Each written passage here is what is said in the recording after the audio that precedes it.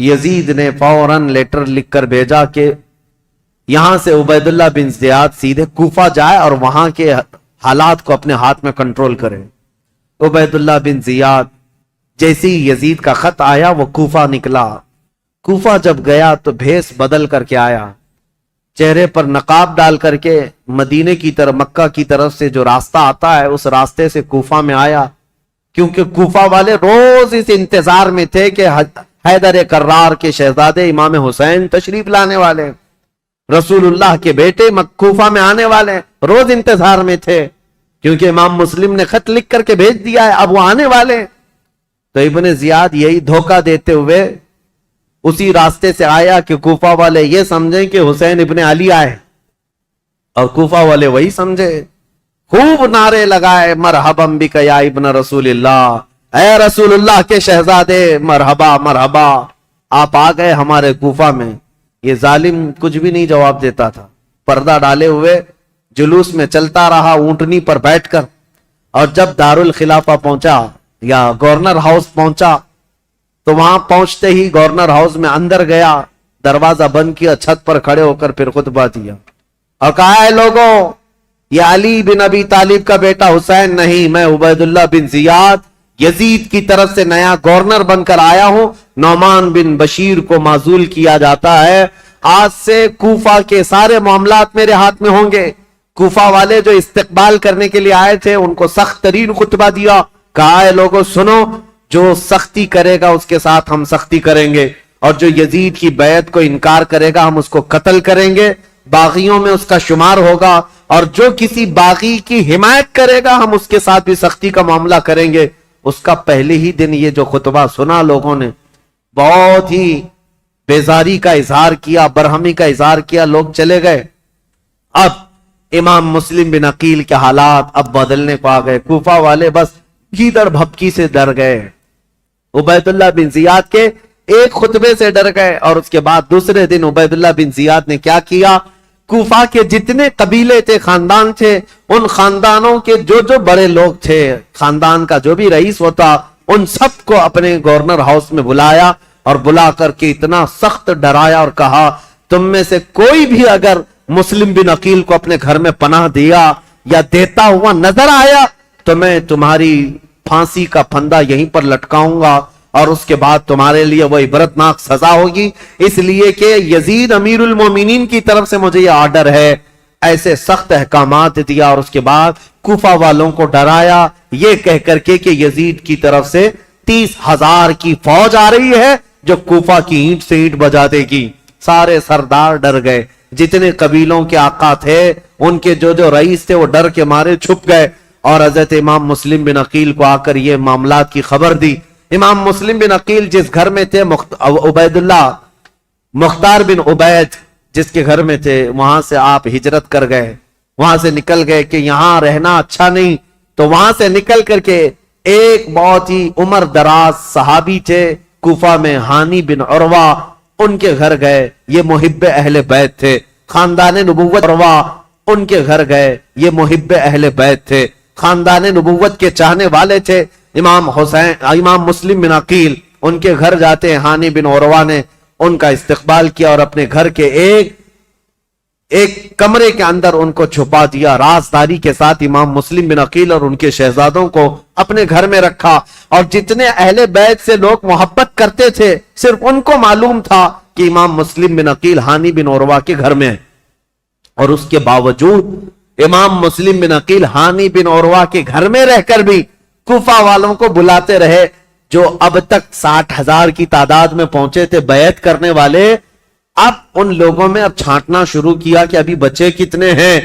ہانی بن عروہ کے گھر میں جب آپ خفیہ لوگوں سے ملاقات کرتے تھے اس وقت بھی 18,000 لوگ ابھی بھی امام مسلم بن عقیل کے ساتھ تھے، آ کر کے انہوں نے اپنے ساتھ ہونے کا اظہار کیا۔ امام مسلم بن عقیل نے کہا کہ اب بھی حالات صحیح ہیں، کچھ بدلے تو کیا ہوا، کچھ تو موجود ہیں، امام حسین کو آنا چاہیے۔ دوسرا خط بھی انہوں نے لکھا کہ حالات قابو میں آنے کے لائق ہیں، آپ تشریف لائیں۔ دوسرا خط بھی گیا امام حسین کو، لیکن اب امام مسلم بن عقیل کی تلاش شروع کر دیا عبیداللہ بن زیاد۔ یہ ہر جگہ لوگوں سے پوچھنے لگ گیا کہ مسلم بن عقیل جو آئے ہیں حسین کی طرف سے وکیل بن کر، وہ کس کے گھر میں چھپے ہوئے، کوئی بتانے کو تیار نہیں تھا۔ اب عبید اللہ بن زیاد نے ایک غلام کو پیسہ دے کر کے بھیجا، 3000 درہم یا دینار، کہا کہ تو جا کر کے کسی نہ کسی طرح سے تلاش کر کے معلوم کر کے مسلم بن عقیل کہاں چھپے۔ اب وہ روزانہ گھومتا تھا اور جو اہل بیت سے محبت کرنے والے ہیں وہ جانتا تھا، تو ایک مسلم بن اوسجہ اسدی رضی اللہ تعالیٰ محب اہل بیت سے مسجد میں عبادت میں رہتے، ان کے پاس گیا یہ غلام جس کا نام معقل تھا، یہ گیا اور کہا جا کر کے مجھے مسلم بن عقیل سے ملنا ہے۔ تو مسلم بن اوسجہ اسدی یہ کہتے ہیں تو مجھ سے ہی کیوں پوچھ رہا ہے، مسجد میں اور بھی بہت سارے لوگ ہیں۔ تو یہ غلام کہتا ہے آپ تو جانتے ہیں حالات خراب ہیں، میں اہل بیت کا کٹر حامی ہوں، محب ہوں، میں کچھ نظر اور نیاز لے کر کے آیا ہوں امام مسلم بن عقیل کو دینے کے لیے، وہ ہمارے شہر کوفہ میں غریب ہیں، لوگوں نے ان کو پریشان کر رکھا ہے۔ تو حضرت مسلم بن اوسجہ اسدی سمجھ گئے کہ یہ محب اہل بیت ہے، اس کو پکڑ کر ہانی بن عروہ کے گھر لے گئے، آؤ میں تجھے ملاتا ہوں۔ حضرت ہانی بن عروہ کے گھر یہ معقل غلام گیا تو دیکھا حضرت مسلم بن عقیل اور ان کے دونوں شہزادے گھر کے اندر ایک کمرے کے اندر موجود ہیں، اور جتنے اہل بیت سے محبت کرنے والے راستار لوگ تھے وہ آتے تھے، ملتے تھے، جاتے تھے، انہی میں یہ معقل غلام بھی گیا، جا کر 3000 درہم نظر میں رکھا اور اس کے بعد رو دھو کر کے ان کے سامنے محبت کا اظہار کیا اور کہا میں محب اہل بیت ہوں، مجھے آنے کی اجازت ہو۔ تو اس کو آنے کی روزانہ اجازت ملی، دن بھر ان کے حجرے میں بیٹھا رہتا، کتنے لوگ کوفہ سے ان سے ملنے آ رہے ہیں، کون کون کیا کیا باتیں کر رہا ہے سب سنتا، اور رات میں جا کر عبید اللہ بن زیاد کو ساری رپورٹ دیتا، ساری جاسوسی کرتا تھا۔ اس زمانے کا وہ مشہور ٹپر جو یہاں پر بھی بہت سارے لوگ اس طرح کے، اس لیے مجھے یہ کہنا پڑ رہا ہے یہ سب سے برا کام ہے جس پر اللہ اور اس کے رسول کی لعنت ہوئی ہے۔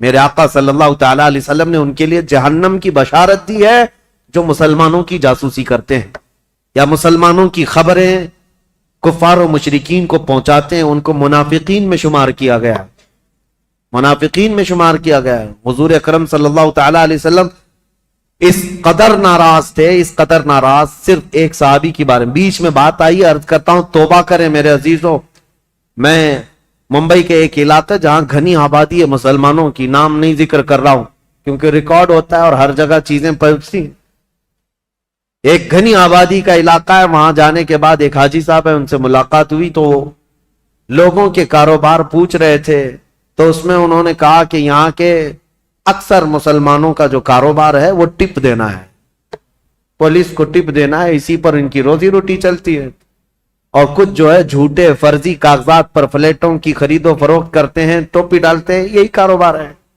نعوذ باللہ من ذالک۔ ان باتوں میں ہماری قوم کو سب سے زیادہ بدنام کیا گیا ہے یا ہوگا۔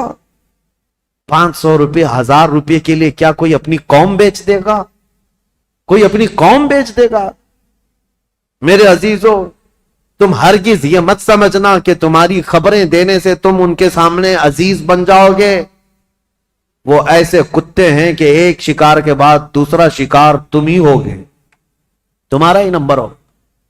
اور میں جو بات عرض کر رہا تھا حدیث، وہ عرض کر کے آگے بڑھتا ہوں۔ ایک صحابی حضرت ابو لبابہ، یہودیوں کے متعلق حضور نے رات میں میٹنگ کی تھی کہ ان کے ساتھ کیا کرنا ہے، سارے صحابہ کا اتفاق ہو گیا تھا، یہودی چونکہ دھوکہ دیے تھے مدینے والوں کو، میٹنگ میں بات پاس ہو گئی کہ کیا کرنا ہے، لیکن حضور نے رات میں یہ کہا تھا کہ کوئی بھی اس بات کی خبر باہر نہیں پہنچائے گا، یہ رسول اللہ کا راز ہے۔ لیکن حضرت ابو لبابہ صحابی یہ باہر جا رہے تھے، یہودیوں نے انہیں پکڑ لیا، پرانی دوستی تھی، بچپن کی دوستی تھی، کہا ابو لبابہ سنا ہے رسول اللہ نے کچھ میٹنگ کی ہے ہمارے بارے میں، کیا مشورہ ہوا ہے؟ کہا نہیں بتاؤں گا، ہرگز نہیں بتاؤں گا، اللہ کے رسول کا راز ہے۔ تو ان پر پریشر ڈالنے لگے، پرانی دوستی کا واسطہ دیتے ہوئے، بچپن کی دوستی ہے، کچھ تو بتاؤ، اچھا اشارہ تو بتاؤ۔ میرے عزیزو آج تو جان بوجھ کر کے پورا اپنا پروفیشنل اور اپنا کاروبار بنائے ہوئے لوگ ہیں، وہ تو حضرت ابو لبابہ غلطی سے ان کے ہاتھوں لگ گئے، تو انہوں نے اشارے سے صرف یوں کہا تھا کہ تمہارا ہو جائے گا کام ہونے میں۔ اور یہودی راتوں رات پورا مدینہ خالی کر کے بھاگ گئے. دوسرے دن حضور کو خبر ہوئی. حضور نے بلایا, پوچھا کہ کس نے خبر کی ہمارے رات کی بات کو؟ تو حضرت ابو لبابہ کہتے ہیں کھڑا ہو گیا, کیونکہ پتا ہے نہ بھی بتاتا تو مخبر صادق صلی اللہ علیہ وسلم کو ہر بات کی خبر ہے. حضرت ابو لبابہ کھڑے ہو گئے, کہا یا رسول اللہ یہ جرم میرا ہے, لیکن میں نے جان بوجھ کر کے آپ کا راز افشا نہیں کیا اور نہ ہی مسلمانوں کی کوئی بات جان بوجھ کر یہودیوں کو بتایا. میں تو راستے پہ جا رہا تھا اور اچانک ان کے ہتھے چڑھ گیا. انہوں نے مجھے بچپن کی دوستی یاد دلائی اور بہت زیادہ دباؤ ڈالا. میں نے اشارہ کیا تھا بس. جانتے ہو اس بات پر میرے آقا نے کیا فرمایا؟ نبی پاک صلی اللہ تعالی علیہ وسلم کھڑے ہو گئے, سارے مدینے کے صحابہ سے کہا آج کے بعد سے ابو لبابہ سے کوئی مسلمان نہ سلام کرے گا نہ مصافحہ کرے گا. حضور پاک نے فرمایا مکمل طور پر ابو لبابہ کا بائیکاٹ کرو, کوئی سلام بھی نہیں کرے گا, مصافحہ بھی نہیں کرے گا. حضرت ابو لبابہ کے متعلق اتنا سخت حکم حضور نے فرمایا. اور آج بھی مدینہ طیبہ مسجد نبوی جاؤ گے, وہاں ستونوں میں, مسجد کے اندر جو ستون ہے نا, ان ستونوں میں ایک ستون حضرت ابو لبابہ کے نام سے ہے. ابو لبابہ نے کیا کیا, اپنی بیوی کو بلایا اور کہا اب میں جینے کے قابل نہیں ہوں, مجھے اس کمبے سے باندھ دینا جب تک میری توبہ قبول نہ ہو. ان کو رسی سے ان کی بیوی باندھ کر چلی جاتی. حد تو یہ ہے وہ مدینے والے کیسے تھے, صحابہ تو دیکھتے تھے ان کو, نمازوں کے وقت کھولا جاتا تھا, حضور کے پیچھے نماز پڑھتے تھے, پھر رسی سے باندھ دیے جاتے, کھانے کے وقت ہاتھ کھولتے. ان کی بیوی بھی کچھ پوچھو تو منہ پھیر لیتی, کہتی رسول اللہ نے منع کیا, تم سے سلام بھی نہیں کیا جا سکتا, کلام بھی نہیں, جینے کا حق ہے اس لیے کھانا دیا جا رہا ہے. بیوی تک نہیں بات کرتی تھی. حضرت ابو لبابہ پر یہ دن ایک دن دو دن کا بائیکاٹ نہیں, تقریباً 33 دن تک چلا. حضور نماز پڑھاتے تھے لیکن ان سے ملتے نہیں تھے, اور اللہ رب العزت ان کی توبہ کا اعلان فرماتا ہے. حضور پر وہی آتی ہے جن سے یہ غلطی ہو گئی, اے رسول اللہ نے انہیں بخش دیا, معاف کر دیا. حضور اپنے ہاتھوں سے رسی کھولتے. یہ بات بیچ میں آئی ہے تو اس لیے مجھے عرض کرنا ہے, کچھ لوگوں کو ایسا لگتا ہے مسلمانوں کی جاسوسی کرنا, ان کی خبریں لے جا کر کے بڑے عہدے داروں کو بتانا, ٹپ دینا, اس میں ہماری عزت بڑھے گی. زیادہ سے زیادہ کیا ہوگا تمہارا, چند جرائم میں پولیس تمہیں معاف کر دے گی, اتنا ہی, کچھ نہیں ہے. عزت حاصل کرو اللہ کی بارگاہ میں. ہونا تو یہ چاہیے کہ اپنی قوم اور اپنی جماعت کے متعلق پہلے تو حالات ایسے ہوتے تھے کہ ہمارے بڑے, ہمارے بزرگ بتاتے ہیں کہ دوسروں کو ہماری جماعت کیا ہمارے محلے میں آنے سے پہلے اجازت لینی پڑتی تھی. اتحاد ہوتا, یونٹی ہوتی. آج ہر کوئی ایک دوسرے کے پیچھے پڑا ہوا ہے, اس کی جاسوسی وہ کرے, اس کی جاسوسی یہ کرے, جاسوسی میں پوری زندگی گزر جا رہی. قیامت کے دن اللہ کی بارگاہ میں کیا کہو گے؟ اور قرآن کا 26ویں پارے کی یہ آیت بھی یاد رکھو. اللہ نے فرمایا اجتنبوا کثیرا من الظن, اللہ فرماتا ولا تجسسوا, لوگوں کی جاسوسی مت کرو. اور جو جاسوسی کرتا ہے مومن کے لیے, یا غیبت کرتا ہے اس کے لیے, اللہ قرآن میں فرماتا گویا کہ وہ اپنے مرے ہوئے بھائی کا گوشت کھاتا ہے, مرے ہوئے بھائی کا گوشت کھاتا ہے. میں ان سب سے کہوں گا ظالموں, مردہ کھانے والوں, توبہ کر لو, ابھی دن باقی ہیں, ابھی دن باقی ہیں. تم نے جن لوگوں کو ذلیل کرنے کے لیے آج تخت پر بیٹھے ہوئے لوگوں کی رضامندی حاصل کرنے کے لیے مسلمانوں کی خبریں لے جا کر پہنچاتے ہو, دن بدلیں گے, وقت بدلے گا, پھر تمہاری حالت ایسی ہوگی نہ تم اپنی قوم کے ہوگے نہ کسی اور قوم کے ہوگے, تمہیں منافقین میں شمار کیا جائے گا. توبہ کر لو. امام مسلم بن عقیل کی خبریں پہنچانے والا وہ ماکل غلام, اس کے ساتھ یہی ہوا. 3000 درہم دے کر کے نذرانہ اور ساری رپورٹیں لا کر عبید اللہ بن زیاد کے پاس پہنچاتا تھا. عبید اللہ بن زیاد ساری باتیں سنتا رہا اور ہانی بن عروہ کو ایک دن بلا لیا. کہا, ہانی بن عروہ سے اس کے پرانے تعلقات تھے, لیکن ہانی بن عروہ جب سے وہ آیا تھا ملنے نہیں گئے تھے. بلایا اچانک گورنر ہاؤس پہ, کہا کیا بات ہے ہانی بن عروہ, ہم سے ملاقات نہیں کر رہے ہو؟ کہا میں بیمار تھا اس لیے نہیں آیا.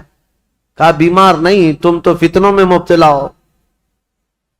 امیر المومنین کے خلاف فتنہ کرنے کا گھر کو اڈا بنا رکھا ہے. مسلم بن عقیل کو تم سہارا دیے ہوئے ہو, روزانہ پلاننگ کرتے ہو اپنے گھر میں, اور خلافت کے خلاف لوگوں کو بغاوت پر ابھار رہے ہو. حضرت ہانی بن عروہ نے کہا ایسا تو نہیں کر رہا میں. تو اس نے وہ غلام کو سامنے پیش کیا, کہا اس کو پہچانتے ہو؟ کہا ہاں یہ تو محب اہل بیت ہے. وہ معقل بن یسار جو غلام تھا, اس نے کہا میں کوئی محب اہل بیت نہیں, میں عبید اللہ بن زیاد کا سپاہی ہوں, میں ان کی طرف سے آیا کرتا تھا. ہانی بن عروہ دیکھ کر دنگ رہ گئے. مسلمان کو اگر کسی نے ڈنک مارا ہے تو دوسرا مسلمان ہی مارا ہے. اکثر یہی ہوا ہے تاریخ میں, جب تک اپنا کوئی گھر کا بھیدی نہیں ہوتا تب تک کوئی دشمن ہم پر غالب نہیں ہوتا. پوری تاریخ میں دیکھیں آپ, یہی ہوتا رہا ہے. ہانی بن عروہ نے کہا تو اب یہ تیری جاسوسی تھی تو سن لے, حقیقت بات یہ ہے مسلم بن عقیل خود آئے ہیں میرے گھر اور وہ اہل بیت سے ہیں, میں ان کو منع نہیں کر سکتا اس لیے میں اپنے گھر میں رکھا ہوں. مسلم بن عقیل کی ابھی یہ بات چل رہی تھی, کوفہ میں یہ بات گردش کرنے لگ گئی کہ وہ قبیلہ بنی مزعج کے تھے. ایک قبیلہ تھا بنی مزعج, اس قبیلے کے ہانی بن عروہ سردار تھے. مشہور ہو گئی ہانی بن عروہ کا قتل ہو گیا, ان کو مارا گیا. تب سارے ان کے خاندان کے لوگ اور سب کے سب جمع ہو گئے. یہ تعداد بھی قریب 12,000 کی تھی. امام مسلم بن عقیل اس میں باہر نکل کر کے آگئے, کوفہ کے جتنے لوگ ہیں ان کو لے کر گورنر ہاؤس کا گھیراؤ کر لیا, سب کو باہر جمع کر لیا. امام مسلم بن عقیل نے کہا اس وقت تک نہیں جائیں گے جب تک ہانی بن عروہ کے قتل کے بارے میں ہم ابن زیاد سے بدلہ نہ لیں گے. کوفہ والے نعرہ لگاتے ہوئے آ گئے. یہ وقت بھی ایسا تھا, امام مسلم بن عقیل چاہتے تو پورے گورنر ہاؤس کو تباہ کر دیتے, لیکن جب 12,000 لوگ آئے تھے تو ابن زیاد نے کیا کیا, ہانی بن عروہ کو اس نے قتل نہیں کیا تھا, گھر وہیں گورنر ہاؤس میں قید کر کے رکھا تھا. بوڑھے صاحب ہی تھے, ان کو پکڑ کر کے چھت پر لایا گیا اور یہ زور زبردستی ان سے کہا گیا اپنے قبیلے والوں سے کہہ دو واپس چلے جائیں, اپنے قبیلے والوں سے کہہ دو مسلم بن عقیل کا ساتھ چھوڑ دیں, ورنہ ہانی بن عروہ تمہارا قتل ہو جائے گا, ٹکڑے ہو جائیں گے. ہانی بن عروہ چھت پر آئے اور اعلان کیا ہے لوگوں میں زندہ ہوں, مجھے نہیں مارا گیا ہے, لیکن بات یہ ہے فتنہ و فساد ہو رہا ہے, تم لوگ سب منتشر ہو جاؤ. تو ابن زیاد کی طرف سے ایک آدمی کھڑا ہوا کہ اے بنی مزیج کے لوگوں, تم سے ابن زیاد کی کوئی دشمنی نہیں ہے, ہانی بن عروہ کا وہ دوست ہے, تم سب مسلم بن عقیل سے دور ہو جاؤ. ہانی بن عروہ کو کوفہ میں ایک عزت دار عہدہ دیا جائے گا اور ان کو یہاں پر عزت و تکریم سے نوازا جائے گا. قبیلے کے سارے لوگ نکل گئے. یہی وہ تاریخ ہے جب امام مسلم بن عقیل رات کو نماز پڑھانے کے لیے کھڑے تھے, عشاء کی 12,000 لوگ تھے. رات بھر یہ قضیہ چلتا رہا اور سارے قبیلے بنی مزیج کے اور کوفہ والے چھوڑ کر کے جاتے رہے. صبح کے وقت امام مسلم بن عقیل کے پیچھے فجر میں صرف 3 لوگ باقی تھے, 3 لوگ باقی رہ گئے. تاریخ میں ایسا باپ کبھی سنا ہے اپنے 12,000 لوگ ایک بیت چھوڑ کر کے جائیں اور 3 لوگ باقی رہ جائیں؟ یہ رسول اللہ کے خاندان والوں کا بہت عظیم امتحان تھا. امام مسلم بن عقیل نے دیکھا کہ یہ سارے چھوڑ کر چلے گئے, لیکن ہوا کیا, سب کے جانے کے بعد حضرت امام مسلم بن عقیل اب تیسرا گھر ڈھونڈنے والے تھے کہ کسی کے گھر تو رکوں جا کر. پہلے مختار بن عبید کے گھر میں تھے, دوسرے ہانی بن عروہ کے گھر میں. اب حضرت امام مسلم بن عقیل جہاں سے گزرتے تھے کوفہ والے اپنا گھر بند کر دیتے تھے, کوفہ والے گھر بند کر دیتے, ان کی وجہ سے ہمارے اوپر عذاب آ جائے گا, یہ ابن زیاد ہمیں چھوڑے گا نہیں, ہمیں مار ڈالے گا. امام مسلم بن عقیل گھومتے رہے, پھرتے رہے, دن بھر کسی نے آپ کے لیے دروازہ نہیں کھولا, کوئی دروازہ نہیں کھولا, بھوکے اور پیاسے کوفہ میں. یہ وہ کوفہ ہے جو 3 دن میں بدل گیا. عبید اللہ بن زیاد کے آتے ہی پورے لوگوں کی طبیعت چینج ہو گئی. ایک عورت تھی طوعا نام کی, وہ اہل بیت سے محبت کرنے والی, امام مسلم بن عقیل کو دیکھتی ہے اور لے کر کے آ جاتی ہے, میرے گھر میں رک جائے, چاہے پورا زمانہ مخالف ہو جائے, میں اپنی جان کی بازی لگا دوں گی, لیکن رسول اللہ کے گھر والوں کو اس طرح میں راستوں پر گھومتا پھرتا نہیں دیکھ سکتی, آپ آئیں میرے گھر. امام مسلم بن عقیل اس عورت کے گھر گئے. تو یہ عورت بڑی جانثار تھی. اب ادھر ہوا یہ کہ ہانی بن عروہ کا قبیلہ تو چلا گیا. اب ہانی بن عروہ کو جو اس نے دعویٰ کیا تھا کہ ان کو عزت سے نوازا جائے گا، کچھ نہیں. ان کو دوسرے دن کھڑا کیا گورنر ہاؤس میں، کہا مسلم بن عقیل کو میرے حوالے کر دو. ہانی بن عروہ نے کہا میں اپنا سارا گھر اور اپنی جان تیرے حوالے کر سکتا ہوں، مسلم بن عقیل کو تیرے حوالے نہیں کروں گا. اب ان کی دوستی بھی ختم ہو گئی. ہانی بن عروہ نے جب ایسی سختیاں کی تو عبید اللہ بن زیاد نے فوجیوں سے کہا کہ اس بوڑھے کو باہر لے جاؤ اور رسی سے باندھ کر کے راستوں پر کھینچو تاکہ کوفہ والے دیکھتے رہے. ہانی بن عروہ کو عبید اللہ بن زیاد کے ظالم فوجی رسیوں سے باندھ کر کوفہ کی گلیوں میں کھینچتے رہے. صحابی رسول ہیں، بوڑھے صحابی تھے، 80 سال کی عمر تھی. جب گلیوں میں کھینچا جاتا تھا وہ کھڑے ہو کر پوچھتے تھے، چیختے تھے کوئی ہے، کوئی مجھے لاٹھی تو دے دے، کوئی رسی تو دے دے، میں کسی سے حفاظت کر لوں. ان کا خود کا قبیلہ بھی قریب آنے کو تیار نہیں. یہاں تک کہ گھماتے پھراتے ان کو گورنر ہاؤس پر لایا گیا. جب انہوں نے سخت جملے کہے، اے عبید اللہ بن زیاد سن لے، میں گواہی دیتا ہوں تو کذاب ابن کذاب ہے، اور جس کی خلافت کا تو دعویٰ کرتا ہے یزید، وہ سب سے بڑا دجال ہے، کذاب ہے. اس بات پر عبید اللہ بن زیاد نے حکم دیا اور ہانی بن عروہ رضی اللہ تعالیٰ عنہ کو پٹک کر کے قتل کر دیا گیا. صحابی رسول کو شہید کر دیا گیا. میرے عزیزوں، یہاں سے کوفہ میں جو اہل بیت اطہار کے جانثاروں کی شہادت شروع ہوئی، اس میں پہلے ہانی بن عروہ تھے، اور اس کے بعد وہ مسلم بن اوسجہ اسدی جو محب اہل بیت تھے ان کا قتل ہوا. پھر آپ ڈھونڈنے کے لیے بھیجا کہ جہاں کئی مسلم بن عقیل ہیں ان کو ڈھونڈ کر کے لاؤ. یہ حالات ہوتے رہے. اور توعا نام کی عورت کے گھر مسلم بن عقیل تھے. اتفاق ایسا کہ اس توعا نامی عورت کا جو بیٹا تھا محمد بن اشعث، وہ ابن زیاد کے درباری تھا، فوجی تھا. اور اس کو خبر ملی تو ابن زیاد سے آ کر کے کہا میری ماں نے پناہ دے رکھی ہے مسلم بن عقیل کو، لیکن میری ماں بہت ڈھیٹ ہے، مانے گی نہیں، وہ مجھ سے بھی لڑ جائے گی، مسلم بن عقیل کو حوالے نہیں کرے گی. تو کیا کیا جائے؟ ابن زیاد نے پوچھا تو اس نے کہا بیٹے نے میرے ساتھ 10 فوجیوں کو بھیجو، کسی نہ کسی طرح گرفتار کر کے لاؤں گا. تو 10 فوجیوں کو یا 12 فوجیوں کو لے کر یہ محمد بن اشعث آیا اور اپنی ماں سے آ کر کہا کہ ماں تو ایک مجرم کو پناہ دی ہے، ماں تو نے ایک غدار کو اور دھوکے باز کو اور خلافت کے باغی کو پناہ دیا ہے، تجھے پتہ نہیں انجام کیا ہے؟ تو باہر نکلی اور کہا مجھے افسوس ہے اس دن پر جس دن میں نے تجھے دودھ پلایا تھا، اس دن پر مجھے افسوس ہے، اور تو کہتا ہے میں نے باغی کو پناہ دی ہے. نہیں، در حقیقت میں نے رسول اللہ کے گھر کو اپنے گھر میں بسایا ہے، میں نے رسول اللہ کے گھر کو اپنے گھر میں بسایا ہے.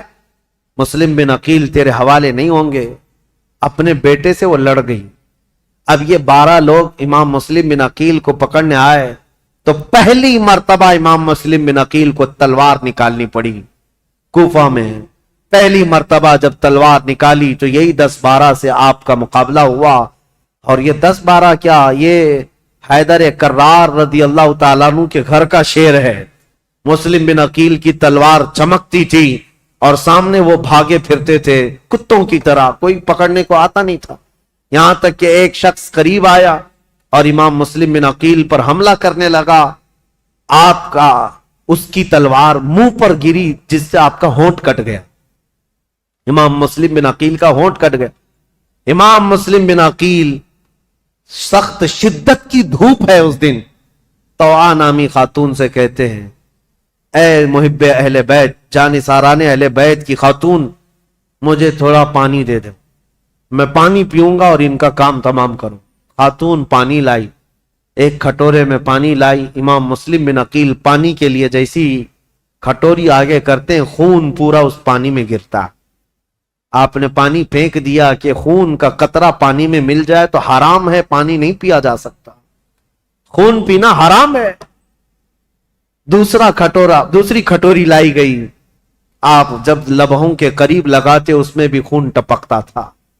آپ نے وہ پانی بھی چھوڑ دیا، کہا صاف پانی پینا مسلمان کے لیے حلال ہے، خون جس پانی میں مل جائے وہ حرام ہے، میں حرام پانی اخیر وقت نہیں پی سکتا۔ تیسری مرتبہ لایا گیا، تیسری مرتبہ بھی وہ کھٹوری خون سے لال ہو گئی۔ آپ نے رکھ دیا اور کہا شاید اب میری زندگی میں دنیا کا پانی نہیں ہے۔ امام مسلم بن عقیل لڑنے کے لیے پھر باہر آئے تو ان ظالموں نے کیا کہا، محمد بن اشعث وغیرہ نے کہا مسلم ہم تم سے لڑنا نہیں چاہتے، امان دیتے ہیں۔ ایک شخص اس میں سے کہا میں امان دیتا ہوں، بس بات اتنی ہے کہ تم چلو عبید اللہ بن زیاد کے سامنے، تمہارے آمنے سامنے گفتگو ہو جائے، ہم اتنا ہی کہتے ہیں۔ جیسے آج بھی آتے ہیں نا پولیس والے، صرف بات کرنا ہے، بات کرنے کے لیے جانا ہے۔ امام مسلم بن عقیل سے کہا صرف بات کرنے کے لیے چلو۔ اور اس وقت عربوں میں امان دینے کا مطلب یہ ہوتا ہے کہ پھر جنگ نہیں ہوتی، اور اس کے لیے جس نے امان دیا وہ تلوار اٹھا لیتا، عرب میں یہ دستور تھا۔ تو امام مسلم بن عقیل نے اپنی تلوار چھوڑ دی، کہا چلو ٹھیک ہے تم نے امان دے دی، میں چلتا ہوں ابن زیاد کے پاس گفتگو کروں گا۔ جب جانے لگے اور اس وقت جیسے ہی ان کی بگی میں بٹھایا گیا، گھوڑے پر بٹھایا گیا، تو ظالموں نے پیچھے سے ان کے ہاتھ باندھنا شروع کر دیا۔ امام مسلم بن عقیل کے ہاتھ باندھے۔ آپ نے پوچھا جب تم نے امان دے دیا اور صرف بات ہی کرنا ہے تو پھر یہ ہاتھ باندھنا کیوں شروع کیا؟ یہ پہلی غداری ہے تمہاری۔ کہا نہیں ابن زیاد کے پاس چلو۔ جب وہاں پہنچے تو آپ کو اس انداز سے نہیں لے جایا گیا جیسے بلایا گیا تھا، کھینچ کر کے بے عزتی کے ساتھ لایا گیا، عبید اللہ بن زیاد کے سامنے لایا گیا۔ اب یہ جو مکالمہ ہوا ہے، جو گفتگو ہوئی ہے، ابن زیاد نے اب گفتگو شروع کی اور کہا اے مسلم بن عقیل کیا تم یہ فتنہ پروری کر رہے ہو؟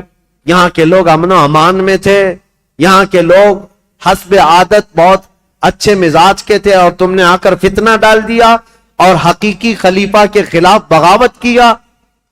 امام مسلم بن عقیل نے کہا نہ ہم فتنہ کرنے کے لیے آئے اور نہ یہاں کے لوگ امن و امان میں تھے، ہم کو یہ خبر دی گئی کہ یہاں تیرے باپ کی حکومت ظلم کے ساتھ قائم کی گئی ہے اور ان کے ساتھ کوفہ والوں کے ساتھ ظلم ہوتا تھا، ہم ان کو زمانہ رسول کی خلافت یا زمانہ رسول کی حالت پر لانے کے لیے اپنا شہر چھوڑ کر آئے ہیں۔ تو ابن زیاد نے کہا اے مسلم بن عقیل تم کو اتنی فکر ہو گئی، تم تو مدینے میں شراب پینے والے لوگ۔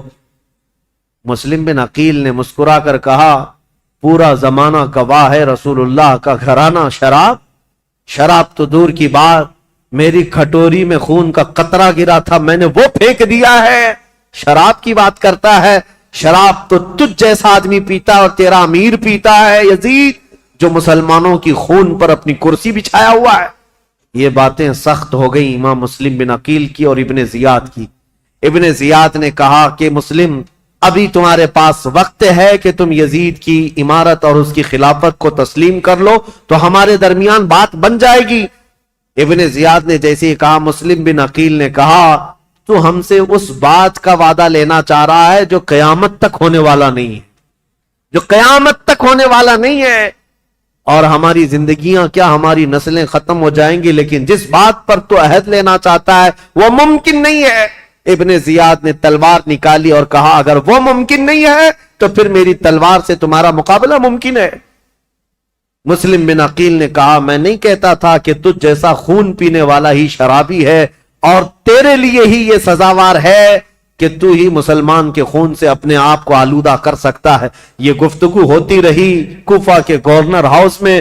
عبید اللہ بن زیاد نے امام مسلم بن عقیل کو پیچھے ہاتھ باندھ کر اوپر چھت پر لے جانے کا حکم دیا، جلاد کو بلایا اور جلاد کو بلانے کے بعد امام مسلم بن عقیل کی ہڈیاں توڑی گئی، آپ کی ہڈیاں توڑی گئیں، اور اس کے بعد امام مسلم بن عقیل کو قتل کر کے گورنر ہاؤس کے اوپر سے پھینکا گیا، آپ کا سر مبارک الگ اور جسم مبارک الگ پھینکا گیا تھا۔ انا للہ و انا الیہ راجعون۔ یہ خاندان نبوت کے پہلے شہید ہیں، پہلے شہید کوفہ میں جنہوں نے دم توڑ دیا۔ لیکن جانتے ہو گورنر ہاؤس میں مسلم بن عقیل کی یہ حالت تھی کہ جب آپ کے ہاتھ باندھ کر کے آپ کو اوپر لے جایا جا رہا تھا تو کئی لوگ وہاں موجود تھے، ان کی طرف دیکھ دیکھ کر کے امام مسلم بن عقیل کہہ رہے تھے اے لوگوں، دنیا کا یہ دستور ہے कैसर और किसरा जैसे जालिम बादशाह भी जब किसी को फांसी देते तो फांसी देने से पहले उससे पूछ लेते तेरी कोई ख्वाहिश है तो बता दे, ये कैसी हुकूमत तुम्हारी आ गई, क्या मुझसे कोई पूछने वाला नहीं है? तो लोग कहते अगर कोई चीज जानते चाहते हो तो बताओ। इमाम मुस्लिम बिन अकील ये कह रहे थे मैं ये नहीं चाहता कि मेरे बच्चों की देखभाल हो, मैं ये नहीं चाहता कि मेरे घर बार मेरी जायदाद का ख्याल हो, मैं ये भी नहीं चाहता कि मेरे बाद मेरी खबर मदीने पहुंचाई जाए, बस इतनी ख्वाहिश है मेरी मौत से पहले हुसैन इब्ने अली को ये पैगाम पहुंचा दो कि वो कूफा जैसे बददयानत शहर में कभी ना आए, मेरा ये पैगाम पहुंचा दो कि वो इस शहर में ना आने पाए, इसलिए कि उस नवासे रसूल के साथ अगर ऐसा हुआ जैसा मेरे साथ हो रहा है तो कयामत के दिन मैं उनको क्या मुंह दिखाऊंगा। हुसैन अगर मुझसे ये पूछे कि मुस्लिम तुम्हारे खत की वजह से मैं आया था और मेरे साथ कूफा वालों ने क्या किया, अगर हुसैन इब्ने अली मुझसे ये पूछ ले तो मैं क्या जवाब दूंगा, इसलिए कि अब तक मैं 2 खत लिख चुका हूं कि कूफा के हालात बड़े अच्छे हैं, इसलिए आए लोगों मेरा ये पैगाम पहुंचा दो हुसैन इब्ने अली कूफा की तरफ ना आए। कूफा के गवर्नर हाउस में बैठे हुए लोग फट्टा मारकर हंसने लगे और कहा मुस्लिम बिन अकील तुम्हारी ये ख्वाहिश पूरी नहीं की जाएगी और ना ही ये पैगाम हुसैन तक पहुंचाया जाएगा, जाओ तुम फांसी के फंदे पर, अगर हुसैन आते हैं तो उन्हें भी इसी तरह का मजा चखाया जाएगा। इमाम मुस्लिम बिन अकील की शहादत हो गई और जैसे ही उनकी शहादत हुई मेरे अजीजों, हानी बिन उरवा जो इनके जानिसार थे, इनके मुहिब थे, उनका कत्ल हुआ, मुस्लिम बिन औसजा का कत्ल हुआ, अब मुस्लिम बिन अकील का कत्ल हुआ। इतना ही नहीं कि गवर्नर हाउस से उनकी लाश फेंकी गई थी, हड्डियां तोड़ी गई थी, इतना ही नहीं, मुझे बताने में दर्द महसूस होता है, रोंगटे खड़े हो जाते हैं। मुस्लिम बिन अकील की लाश को गवर्नर हाउस पर लटकाया गया। कूफा वाले देखते रहो, जो बगावत करेगा उसका अंजाम यही होगा, जो हमारे अमीर के खिलाफ खड़ा होगा उसके साथ हम यही बर्ताव करेंगे। मैं ये कहता हूं ऐ मुसलमानों, इस वाक़े को बार बार याद करना।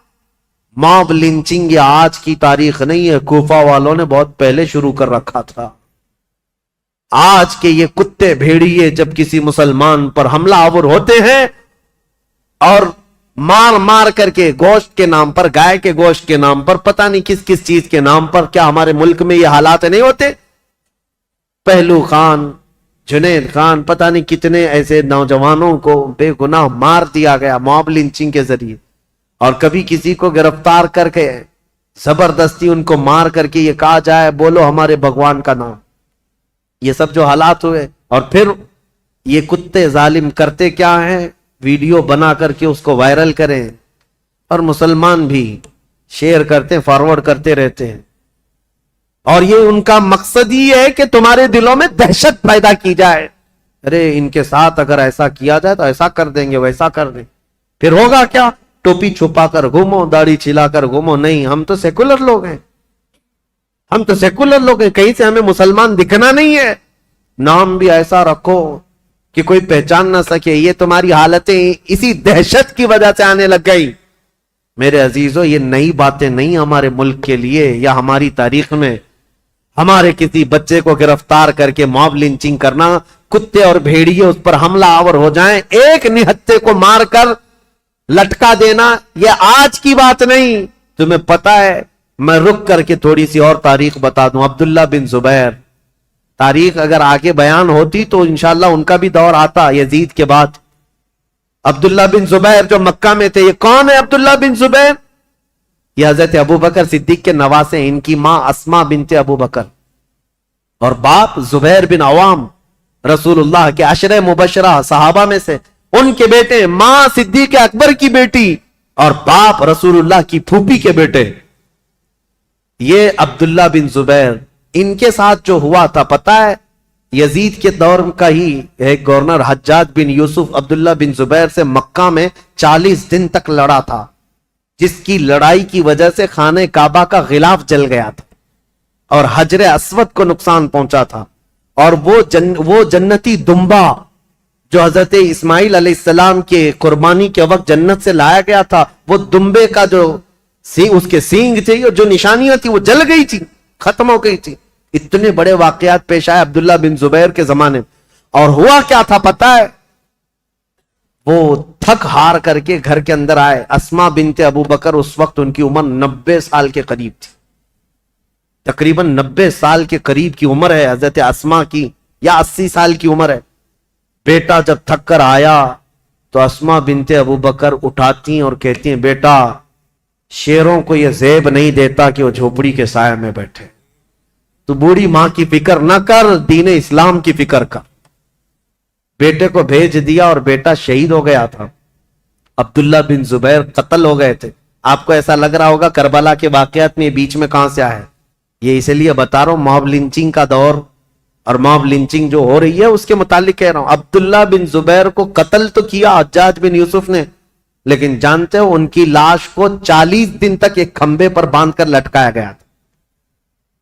40 دن تک لٹکایا گیا تھا, اور تاریخ میں موجود ہے. لیکن وہ پورا جسم 40 دن تک تر و تازہ تھا. ہر دن خون کا قطرہ ٹپکتا تھا اور جسم اسی طرح تر و تازہ تھا. نہ جسم میں کوئی سڑن, کوئی بدبو, نہ ہی بوسیدگی, کچھ نہیں. اب جو بات کہنے کی ہے امپورٹنٹ وہ یہ ہے, بوڑھی ماں اسما بنت ابو بکر روزانہ لاٹھی پکڑ کر آتی تھی. ہر دن اپنے بیٹے کو دیکھتی تھی اور گھر جاتی تھی. لاش لٹکی ہوئی ہے اور ماں روزانہ دیکھتی تھی اور گھر جاتی تھی. 40 دن گزرنے کو آئے, تب اسما بنت ابو بکر نے کیا کہا تھا پتا ہے؟ اپنی لاٹھی پکڑ کر کے کہا تھا, 80-90 سال کی خاتون, اے مکہ والو, اس دولہے کا سواری سے اترنے کا وقت کب آئے گا؟ کیا ابھی وہ وقت نہیں آیا کہ یہ دولہا اپنی سواری سے اتر جائے؟ بیٹے کی لاش کھمبے سے لٹکی ہوئی ہے, لیکن ماں اس وقت تک ہمت نہیں ہارتی. لوگوں سے کہتی ہے میرا بیٹا دولہا ہے اور سواری پر سوار ہے. پھر 40 دن کے بعد ان کی لاش کو لا کر دفن کیا گیا تھا. یہ باتیں اس لیے میں عرض کر رہا ہوں کہ تمہارے جذبے جوان رہیں. ہمارے لیے موت, ہمارے لیے کسی کا کٹ جانا, مر جانا ہمارے حوصلوں کو توڑنے والا نہیں ہونا چاہیے. اسی لیے اکثر میں تقریروں میں کہتا ہوں, ان ظالم بھیڑیوں سے اور کتوں سے یہ بتاؤ, اگر میری گردن کل کو کاٹ دی جاتی ہے, مجھے پھانسی پر چڑھایا جاتا ہے, یہ ہرگز مت سمجھنا کہ تم نے اسلام کو ختم کر دیا یا اسلام کا نقصان پہنچا دیا یا مسلمانوں کو ختم کر دیا. ہرگز نہیں. ہمارا تو یہ ماننا ہے اسلام زندہ ہوتا ہے ہر کربلا کے بعد.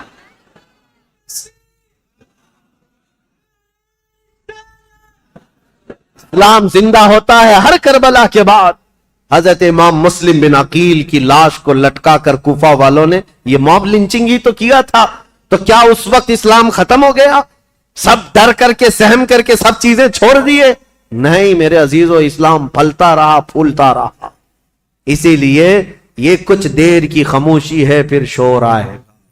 آج کتوں کا وقت ہے, کل ہمارا دور ہے انشاءاللہ العزیز. امام مسلم بن عقیل کی شہادت کے بعد جو ہولناک مناظر پیش آئے کوفہ کی سرزمین پر, وہ بیان سے باہر ہیں میرے عزیزو. اب میں رلانے کے لیے بیان نہیں کرتا, لیکن غم ہمارا قدرتی ہے, غم ہمارا فطرتی ہے, آ جاتا ہے.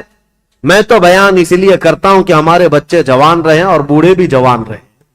کربلا کی داستان سن کر ڈر کر کے, سہم کر کے, حالات سے سمجھوتا کرنے والی باتیں نہ کریں, بلکہ ہمیشہ ایک بات یاد رکھیں, تلوے چاٹنے والوں کی تاریخ نہیں لکھی جاتی, باطل سے ٹکرانے والوں کی تاریخ لکھی جاتی ہے. یہ کوئی کمال کی بات نہیں. آج جو حکومت میں ہے اس کے تلوے چاٹیں, اس کی جوتیاں اٹھائیں. یہ چڑھتے سورج کو پوجا کرنے والے لوگ ہر زمانے میں آتے رہیں گے, ان کا نام و نشان نہیں ہوتا. دیکھیں زمانے بدلتے گئے, بدلتے گئے. بہت سارے بادشاہ آئے یا بڑے بڑے لیڈر آئے, لیکن تاریخ میں جو حسین کا مقام ہے وہ کسی کا مقام نہیں, کیونکہ ٹکر بھی ایسے لیا تھا کہ تاریخ رقم کر دیا. اسی لیے شاعر نے کہا ہے, رب کی توحید کلمہ نبی کا ولائے مرتضی, سب کو بچانے نکلا ہے قافلہ حسین کا. کلمہ نبی کا, رب کی توحید اور ولائے مرتضی, سب کو بچانے نکلا ہے قافلہ حسین کا. عزیزان گرامی اوقات, امام مسلم بن عقیل کی شہادت کے بعد ابن زیاد کی سختی اور زیادہ بڑھ گئی. یہ وہ حرام الدہر شخص تھا جس کے متعلق صحابہ بھی کہتے تھے کہ ابن دجانہ، اس کو ابن مرجانہ کہا جاتا تھا، ایک ایسی عورت کا بیٹا جس کو زانیہ کہا جاتا. اس کے اندر کہاں سے اچھائیاں آتی، کہاں سے نرم دلی آتی، کہاں سے رحم آتا. پھر ہوا یہ کہ ابن زیاد کو یہ خبر دی گئی، جب مسلم آئے تھے تو ان کے ساتھ 2 بیٹے بھی آئے تھے.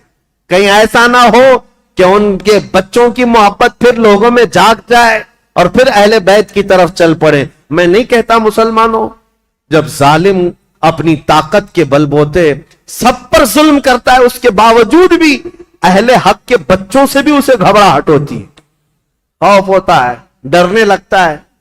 آپ کو پتا ہے وہ پاکھنڈی خنزیر کا بچہ جو حضور کی شان میں گستاخی کرتا تھا، غازی آباد میں ڈاسنا میں بیٹھ کر ایک مرتبہ اس کے مندر میں 8 سال کا بچہ کہیں پانی پینے کے لیے چلا گیا. دوسرے دن پورے نیوز والوں کو بلا لیا، پولیس میں خبر کر دیا آتنکوادی آ گیا تھا میرے گھر، کوئی ٹیررسٹ آ گیا تھا. 8 سال کا بچہ پانی پینے کے لیے بھولے بھٹکے چلا گیا، لیکن نام تھا مسلمان. تو ہم یہ کہتے ہیں میرے عزیزو، یہ جو ڈراؤنا خواب ہے، تمہارے پاس ساری طاقت، ساری قوت، سارا عہدہ، سارا ڈپارٹمنٹ، سب کچھ ہے، لیکن پھر بھی دیکھو اہل حق کا 8 سالہ بچہ بھی تمہیں بم لگتا ہے. کیوں؟ الحمدللہ ہم حق کے ساتھ جیتے ہیں، تنہا پورے ملک میں گھوم رہے ہیں، ہمیں کسی بات کا خوف نہیں. ہم تو اپنی چادر لیے گھومتے ہیں یا عمامہ پہن کر، جس دن موت آئے گی اسی کو کفن بنائیں گے اور سو جائیں گے. لیکن انہیں ڈر ہے، 12 باڈی گارڈ لے کر کے بھی باہر نہیں آ سکتے. ان کو پتا ہے ان کی دم پر کوئی بھی پیر رکھنے والا مسلمان بچہ باہر آ سکتا ہے، اور بار بار یہ ساری باتیں کرتے رہتے ہیں. اس لیے میرے عزیزوں، 1000 طاقتیں جمع ہو جائیں، اہل حق کی استقامت کا مقابلہ نہیں ہو سکتا. امام مسلم بن عقیل کے 2 بچوں کو کیا معاملہ تھا، ان کی عمر کتنی تھی؟ تاریخ میں یہ ہے 8 سال یا 11 سال کی عمر کے بچے تھے. اتنے بچے کس کو نقصان پہنچا سکتے تھے، لیکن ڈر تھا. ابن زیاد نے کہا وہ دونوں بچوں کو بھی پکڑ لاؤ جہاں کہیں ہیں تو مسلم بن عقیل کے بچوں سے بھی نفرت یا بچوں سے بھی ڈر. اب ظالم کوفی ادھر ادھر ڈھونڈنے نکلے. ان بچوں کے ساتھ جو ہوا تھا وہ دردناک ہے، تاریخ میں اور روایات میں موجود ہے.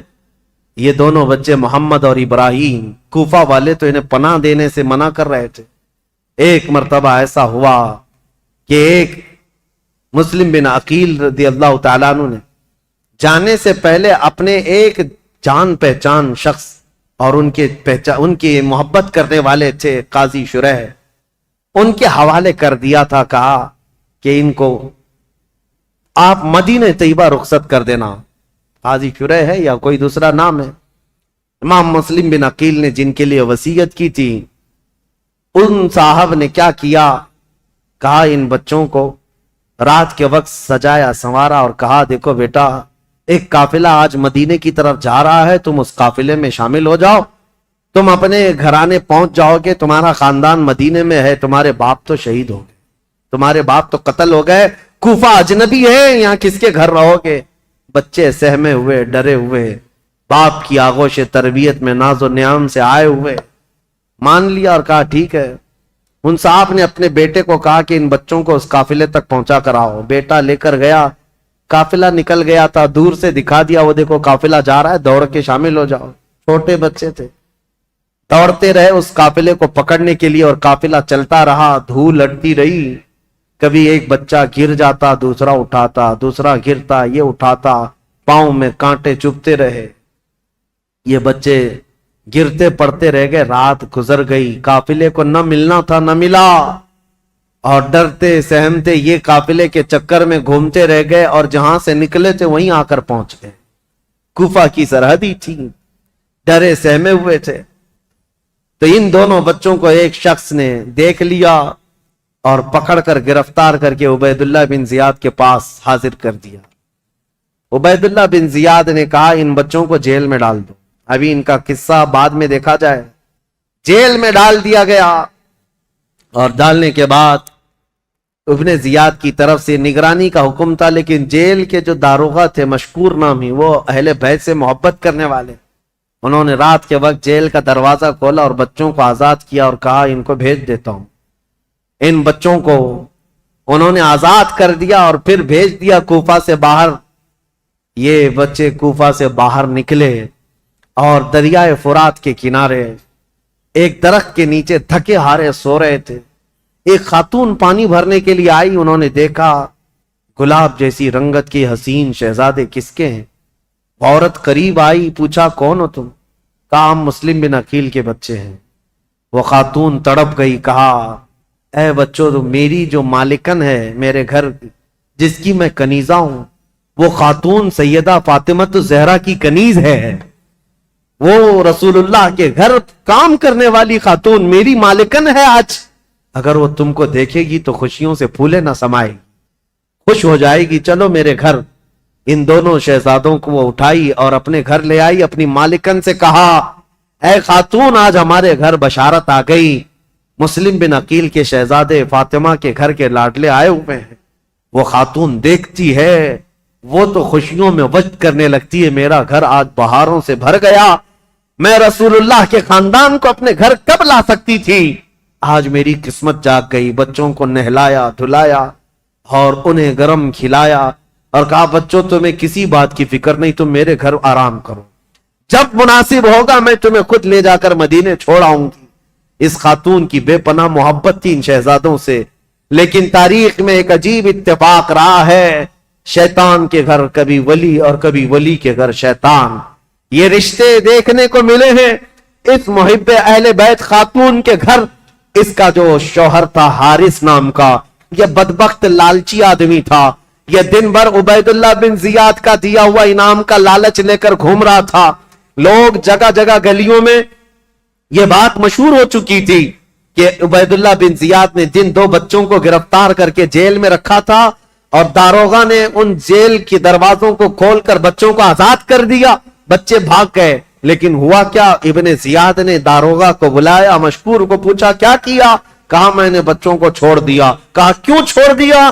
کہا اس لیے چھوڑ دیا کہ کل قیامت کے دن اگر میرا نام دوزخیوں کے درمیان آ جائے تو رسول اللہ کی بارگاہ میں یہ عرض کروں گا اے اللہ کے نبی، میں تمہارے شہزادوں کو جیل سے چھوڑا تھا، آج مجھے جہنم سے آزادی مل جائے، میں تو اس تمنا کو لے کر آزاد کیا۔ تو ابن زیاد نے کہا اگر تیری وہی تمنا ہے تو وہاں پہنچ جا، جلدی سے پہنچ جا۔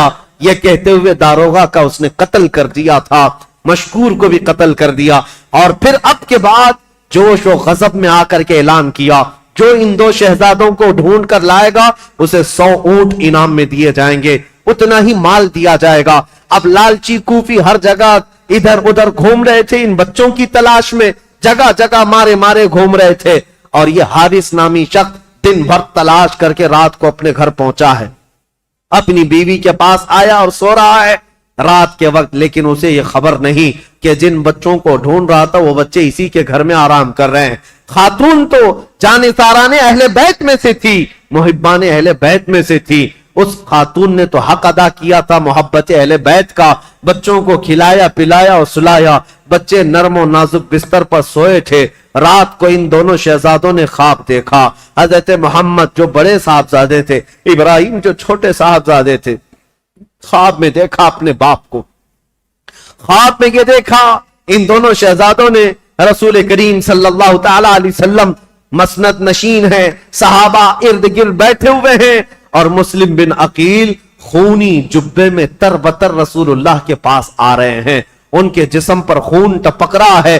میرے آقا صلی اللہ تعالی علیہ وسلم نے دیکھا اور مسلم بن عقیل سے پوچھا مرحبا، آ جاؤ مسلم، تمہارے لیے میں پانی لیے کھڑا ہوں، لیکن اے مسلم اکیلے آگے بچوں کو کہاں چھوڑ آئے ہو، بچے کہاں ہیں؟ مسلم بن عقیل نے کہا یا رسول اللہ میرے پیچھے پیچھے آنے والے ہیں، میں انہیں پیچھے چھوڑ آیا ہوں، اتنا سننا تھا یہ بچے خواب دیکھ رہے تھے، بچک کر اٹھ گئے اور ایک دوسرے سے چمٹ کر رونے لگے، دونوں نے سیم خواب دیکھا تھا، ایک دوسرے کو خواب بتایا، دونوں نے کہا میں نے بھی بابا جان کو دیکھا، دوسرے نے کہا میں نے بھی بابا جان کو دیکھا، رسول اللہ کی محفل میں ابا جان کو خونی جبے میں تر بتر ہم نے دیکھا ہے۔ अल्लाहू अकबर, ये बच्चे सहम कर रो रहे थे, इनकी आवाजें बुलंद हो गई। घर में बच्चों की आवाज, वो बे औलाद शख्स था हारिस, रात को जाग गया, अपनी बीवी से पूछा, हमारे घर तो कोई औलाद नहीं, ये बच्चों के रोने की आवाज कहां से आ रही है? बीवी ने कहा, शायद पड़ोसी के घर से आवाज आती होगी, तुम सो जाओ। बीवी ने मना किया बताने से। फिर इस जालिम ने कहा, नहीं, मुझे तो लगता है मेरे घर में बच्चों की आवाज है, पड़ोस के घर के बच्चों की आवाज इतनी तेज नहीं आती। खातून ने बहलाया फुसलाया और कहा कि तुम सो जाओ, लेकिन इस जालिम ने कहा, मुझे देखना है, मेरे घर की तलाशी लेनी है। घर ढूंढते हुए आया और उसी हुजरे में आया जिसमें बच्चे सो रहे थे, और उठ करके ये एक दूसरे को चिमट कर रो रहे थे। हारिस आते ही पूछता है, ऐ बच्चों, तुम किसके हो, किसके बेटे हो, मेरे घर कैसे आए? बच्चे तो इस घर को मुहिब्बाने अहले बैत समझते थे, देखा था एक दिन पहले खातून ने नहलाया धुलाया है, खाना खिलाया है, हमारे घर, हमारा जानिसारों का ये घर है। बच्चों ने तड़प कर कहा, ऐ शख्स, हम तो मुस्लिम बिन अकील के शहजादे हैं, हम अहले बैत नबुव्वत से ताल्लुक रखते हैं।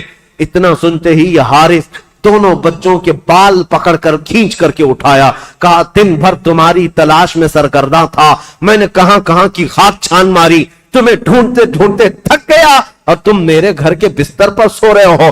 दोनों बच्चों के गाल पर तमाचे मारने लगा, गुस्से के मारे दोनों बच्चों को थप्पड़ रसीद करता रहा। ये बच्चों का मंजर देख करके उसकी खातून बीच में आ गई, कहा, सालिम, तू अपने हाथों को बचा ले, तू कल क़यामत के दिन फातिमा के सामने खड़ा होगा, अली के सामने खड़ा होगा, रसूलुल्लाह के सामने खड़ा होगा, उनके घर वालों को दी हुई तकलीफ का क्या जवाब दे सकता है? हारिस के सर पर यह लालच का भूत सवार था। उसकी बीवी की बात एक न समझ आई, वो बच्चों को बालों समेत खींचता हुआ बाहर ला रहा था। बीवी कदमों में गिर गई, लिपट गई और बार बार इसरार किया, आज एक बार मेरी मान ले, इन बच्चों की जान बख्श दे, मैं जिंदगी भर तेरी गुलामी करूं, तू जो कहे वो मान लूं, अपनी जान कुर्बान कर दूं। लेकिन हारिस को न मानना था, न माना, यहां तक के बीच बचाव में अपनी बीवी की नाक को फोड़ दिया, उसके चेहरे को जख्मी कर दिया और उसे बेहोश कर दिया, अपनी बीवी को मार मार कर। फिर घर से अपनी तेज तर्रार तलवार को उठाया और कहा, चलो ए बच्चों, तुम्हारा वक्त आ गया, तुम्हारा बाप जहां गया है मैं तुम्हें वहां जल्दी क्यों ना पहुंचा दूं, तुम भी वहां पहुंच जाओ, ताकि उबैदुल्लाह बिन जियाद ने जो 100 ऊंट के इनाम का ये ऐलान किया है, मैं उसका हकदार बन जाऊं। कल मेरे घर 100 ऊंट आएंगे, मेरे घर इतना ही माल आएगा, बस मुझे तुम्हारी गर्दनों को ले जाना है, तुम्हारे कटे हुए सरों को ले जाना है। इन बच्चों के बालों को पकड़कर वो खींचता हुआ दरियाए फुरात के करीब आया। अजीजा ने गिरामी वकार, तारीख की ये सच्चाइयां जब हम पढ़ते हैं आंखें भीग जाती हैं, हमारा जिस्म बोझल हो जाता है, कलेजा मुंह को आता है। इन बच्चों की उस वक्त भी मोहब्बत ये थी, दोनों एक दूसरे से लिपटे हुए। हारिस से क्या कहते हैं मोहम्मद, जो बड़े साहबजादे थे, वो ये कहते, हारिस एक बात कहता हूं, मेरी आखिरी ये बात सुन ले, इसलिए कि पहले जब तू तलवार चलाए तो मेरी गर्दन पर मार देना, इसलिए कि ये छोटा जो है इसका कत्ल मैं देख ना सकूंगा, मैं इसके कत्ल को अपनी आंखों से गवारा न कर सकूंगा। छोटे ने बढ़ करके उसको थाम लिया और कहा, हारिस, हरगिज मेरे भाई की मत सुनना, इसलिए कि पहली तलवार मेरी गर्दन पर चलाना, मैं अपने बड़े भाई के कत्ल को देख ना सकूंगा। हमारे बाप वैसे ही पहले मारे जा चुके हैं, उनको गवर्नर हाउस से पटक कर उनकी हड्डियां तोड़ी जा चुकी हैं, हम उस गम से अभी बाहर ना निकल पाए, हमारे भाइयों की मौत हमारे सामने ना हो। एक दूसरे पर बहसो मुबाहिसा कर रहे हैं, एक कहता मुझे पहले कत्ल कर दो, दूसरा कहता पहले मुझे कत्ल कर दो। जब कत्ल होना ही है तो ये कैसा मिजाज था जो रसूलुल्लाह के खानदान में था, मरना है ही तो भाई की मौत देखकर क्यों मरे, भाई को मरता हुआ देखकर क्यों मरे, मरना है ही तो पहली अपनी जान दे दे, भाई की हिफाजत हो सकती है तो हो जाए। ये मिजाज रसूलुल्लाह के मुआशरे में मिलता है, मेरे आका का बनाया हुआ मिजाज था। दोनों शहजादे जब बहस मुबाहिसा करते रहे, हारिस ने दोनों की गर्दनों को पकड़ा और कहा, तुम दोनों की ख्वाहिश पूरी एक साथ करता हूं। तलवार हवा में लहराया और एक साथ गर्दन पर मारा, जिससे दोनों शहजादों के सर हवा में उड़ गए। और इन नौनहालों का ऐसा कत्ल दुनिया ने देखा कि सर उड़ते हुए रेत में आकर गिर गए। इसीलिए शायर ने तो कहा था, उन फूलों का क्या जो बहारे जा फिजा दिखला गए, अफसोस तो उन कलियों का है जो बिन खिले मुरझा गए, बिन खिले मुरझा गए। इन फातिमा के लाडलों का, अहले बैत नबुव्वत के, खानदान नबुव्वत के शहजादों का ये पहला कत्ल था। इस कम उम्री में ये दो बच्चे शहीद हो गए कूफा की सरजमीन पर। इन दोनों के सरों को सजा करके दूसरे दिन ये हारिस नामी बदबख्त सालिम उबैदुल्लाह बिन जियाद के गवर्नर हाउस में पहुंचा और ये दोनों शहजादों के सर लाया और कहा, ऐलान के मुताबिक मेरे 100 ऊंट मुझे दे दो, 100 ऊंट का इनाम मुझे दे दो। उबैदुल्लाह बिन जियाद ने कहा, अरे सालिम, तुझे किसने कहा था कि इनके मुर्दा, इनके कटे हुए सर लाने के लिए? मैं तो जिंदा लाने के लिए कहा था। अगर यजीद ने मुझसे पूछ लिया कि इन बच्चों को कत्ल करने का ऑर्डर किसने दिया था तो मैं क्या पेश करूंगा? ये कहते हुए उबैदुल्लाह बिन जियाद ने उसी वक्त हारिस की गर्दन उड़ा दिया जो सुबह के वक्त बच्चों का कातिल था। रब्बुल आलमीन ने शाम से पहले उस जालिम को कैफर किरदार तक पहुंचाया। इसीलिए कुरान कहता है, सयअलमुल्लज़ीना ज़लमू अय्य मुनक़लिबिन यनक़लिबून, अन करीब जालिम ये जान लेंगे किस खाई में अल्लाह उन्हें गिराएगा। जुल्म की एक तारीख होती है, जुल्म की हुकूमत ज्यादा देर तक नहीं चल सकती, अल्लाह करीम की पकड़ आ ही जाती है।